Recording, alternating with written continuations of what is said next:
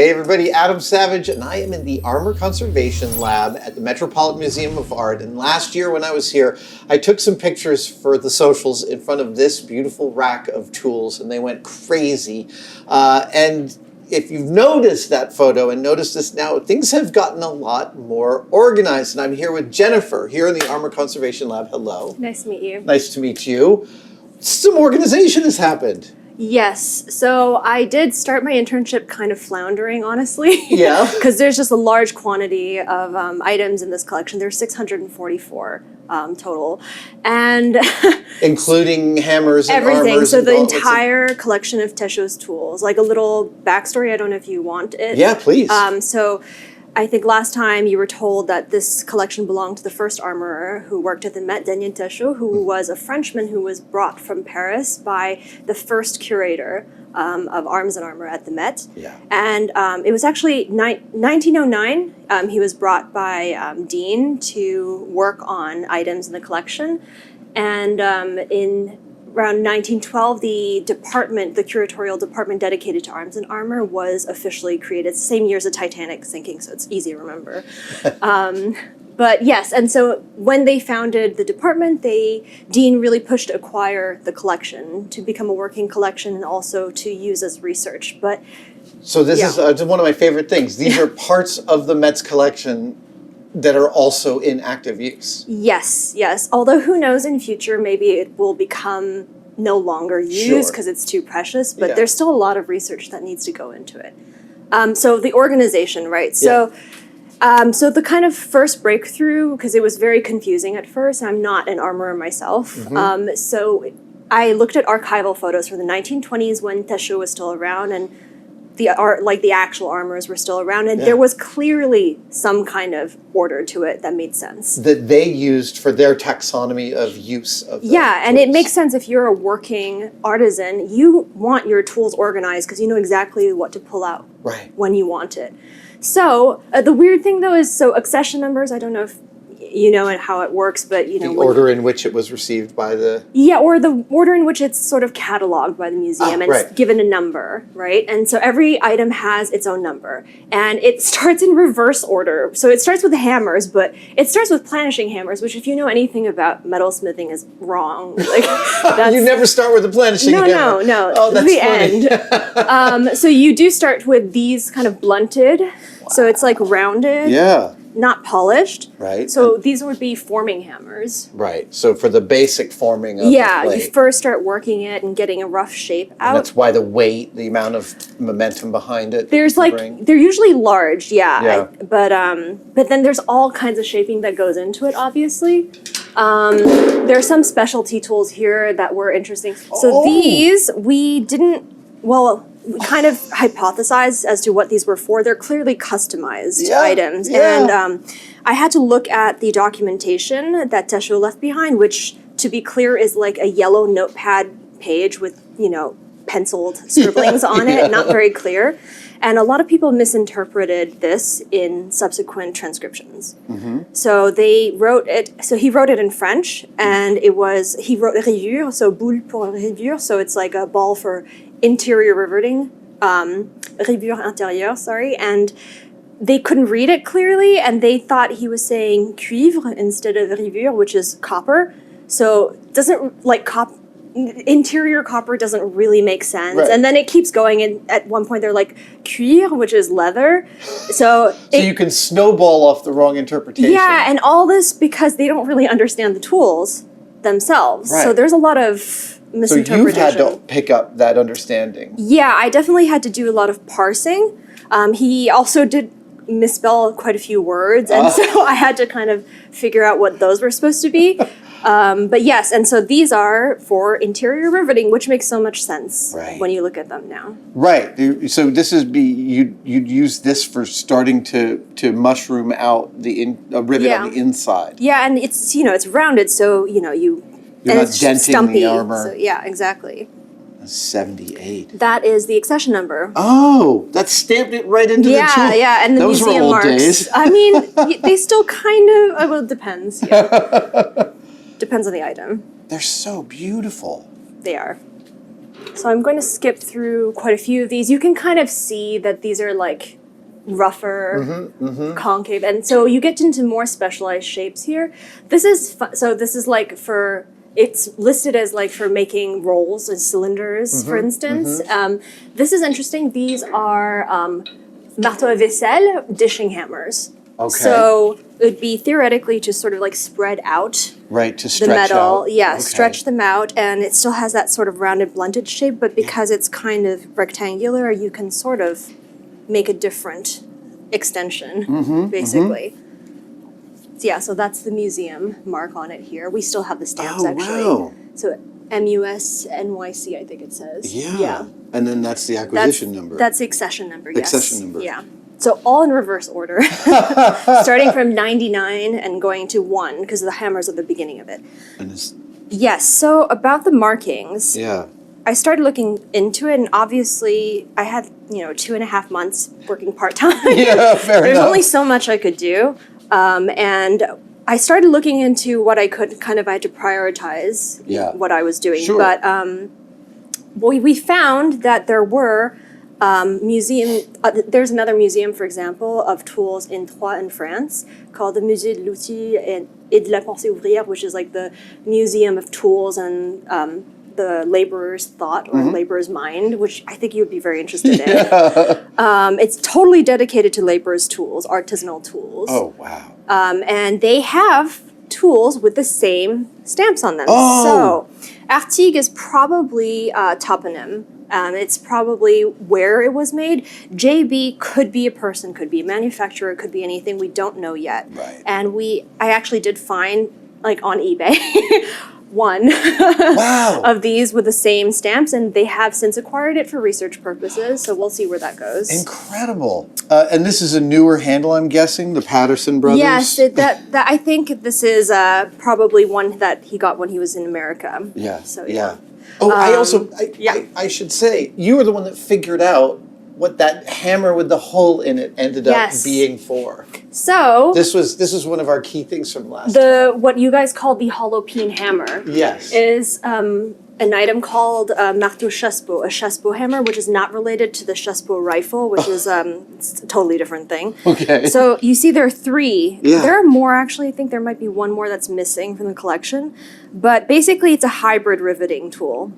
And it combines what's called a chasse rivée, and if you want to hang on to one of these. Sure. So it's basically one of these, but in hammer form. Oh, okay. And this is a bottom to allow the rivet to poke through. Yeah, so it seems like there could be a variety of uses. As you know, tools are flexible Sure. depending on the user. So you could use it to hold the shank of the rivet, for example, or you could use it to like pierce through thin sheet metal by aiming it exactly over the spot. It takes a lot of skill. That was literally in one of the manuals that I was looking through. Yes, I referred to French tool manuals for coppersmiths and tinsmiths from the late 19th century, early 20th century, like contemporary to Tachot himself. Yeah. And they talk about this, and they specifically say it requires great skill. So I'm thinking maybe that's one of the reasons why you don't see it so much. So they use it as a hole punch. So sort of. So Almost. you'll have the rivet aligned on the opposite side of the sheet metal, and you just know exactly where it is, and you Oh my gosh. punch it through. You could also use it to tighten Right. the plates Right. or a rivet, which makes sense. And then you finish it off with the other side. Right. Well, presumably, I guess you don't like to hit hammerheads to each other, but presumably this could back up to the rivet behind the plate and then a strong blow. But again, you only have one chance to get that right. Yeah, basically. So you need to be skilled. You need to have been doing this all day long for, What a thrill. I love Yeah. that as we're coming here, we're chronicling you guys actively determining the purpose for some of these things. I'm glad there was progress made because I will say. Okay, so moving on through these shapers, they are getting shinier. Yes, and they haven't necessarily always been used for what they were originally intended for, since it's been through many hands over time. So for example, I think it's around here. There's some tools I was able to identify the maker actually. There's a tool, a few of them are made by a company called Aux Forges de Vulcain, and so we can identify the period in which they were made. So this company was founded around 1807, folded in 1974, and it was acquired in 1912 by the museum, so it's going to be made in that time bracket. Right. But yeah, and it's somewhere here. But yes, so you get into like fluting, creasing, and then, just like raising hammers, not stretching, sorry, the opposite, which is shrinking. Right. Hammers. And this might be interesting to you because it's kind of an odd one as well. So it has a flat round side and a square round side. It's called a marteau postillon, which is like a postilion hammer, and I don't know if you know what a postilion is. I don't. So it's a coach driver, but the kind who rides horses rather than sitting. He doesn't sit behind the horse. No, he's actually like sitting on the Okay. horse and guiding them. And apparently this type of hammer was commonly used by carriage makers, which maybe explains the name. But it also has another name, which is marteau à repasser, which is like an ironing hammer, which is, and there's like a half version of the same. Ooh. Cute, right? Oh, that really is. And I'm noticing the same marks. That Yes, Artigue, yeah. And here JB, there's all kinds of initials on them, so we'll still have to get to the bottom of that. This one has seen better days. Yes, there is loss here, and The wide grain on this handle is absolutely gorgeous. the older handles are definitely clearly more beautiful. I often will buy old hammers on eBay just for the handles. There's because a no really one's great collecting market, that stuff. yeah. No one's collecting that stuff yet. Shh, yeah, we should mention this. Ixnay on the eBay. Oh, these are two kind of interesting ones because they're not quite flat. They're slightly convex. Yeah.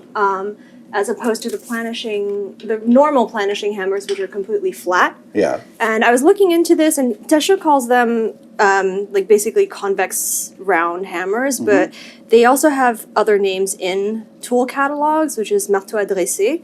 So it means either maybe to raise. You kind of have to look at the lexicography and lexicology to sort of determine what they mean sometimes, because a lot of these manuals maybe weren't necessarily written by actual metalsmiths. People using those things. Yeah, it's a little iffy. I would still have to look into that. But so obviously this would have a slightly different purpose, and I think it's like sort of to start, because one side's slightly convex, one side is flat. So in theory, you maybe are shrinking the metal by and you start it with the convex side, and then you finish with the flats. Interesting, and that's bringing it in. Wow. Yeah. Again, what's really lovely is you can feel the old manufacture on the topography of the sides, but then the faces are like highly refined in there. Yeah, I would guess in their day this was a mirror polish, not any damage to be seen. Obviously, it's not just hammers. The hammers are kind of what I was able to go through mostly, but there are, all kinds of. I'm noticing, I just noticed this block for a fleur-de-lis that looks really amazing. Which is part of the inventory, so that was used for something. Wow. And this is just, you'd hammer sheet metal into here to create a fleur-de-lis. Probably, yeah. And that's the museum stamp, yes? Yep, and there will be an accession number on it somewhere too. So we did this really fun thing, which is Ted and Sean took me down to the tunnels of the Met, and we excavated a box with all these other tools that had been left sort of buried down there for decades. Wow. So these are some of them, and this is really fun. The legs! Oh my God!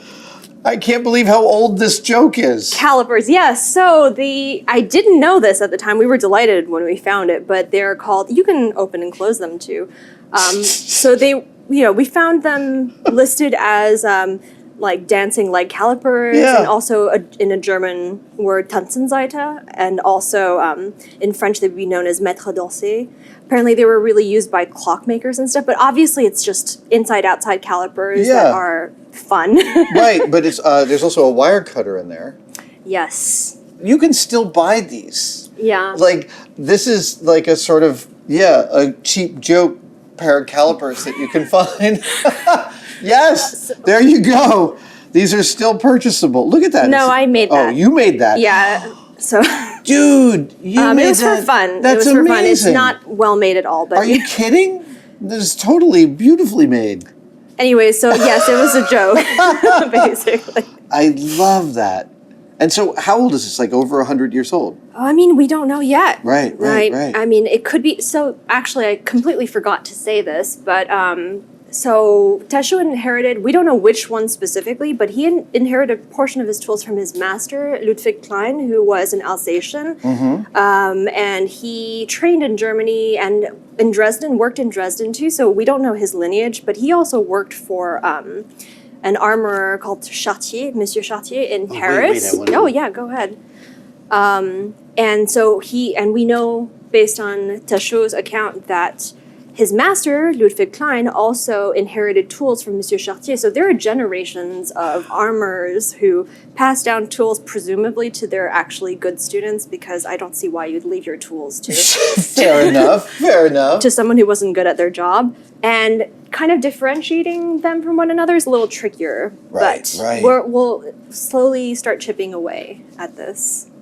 It's an amazing collection. Oh, wow, draw knives, right. Oh yeah, Look at that with the bone.